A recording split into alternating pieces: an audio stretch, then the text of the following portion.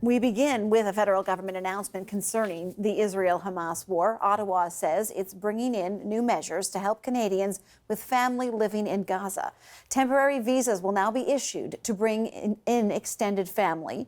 More than 600 Canadian citizens and permanent residents have already been evacuated, but until now, relatives with no standing in Canada have not been eligible. We understand that many are concerned about the safety of loved ones currently residing in Gaza. It is unlivable, and as such, we'll be supporting temporary residents for extended family members of Canadian citizens and permanent residents in Gaza, so they can come to Canada and be reunited with their family members residing here. Extended family members include the spouse, common law partner, child regardless of age, grandchild, sibling, parent or grandparent of a Canadian citizen or permanent resident, as well as their immediate family members, i.e. spouse, partner, and dependent children. Evan Dyer has more on that announcement today.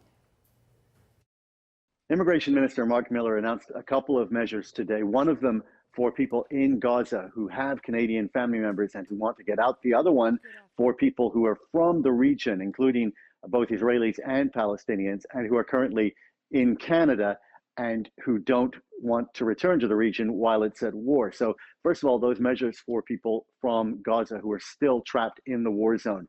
Of course, many Canadians, Canadian citizens, and Canadian permanent residents already left Gaza through the Rafah Gate, which connects Gaza to the Egyptian Sinai.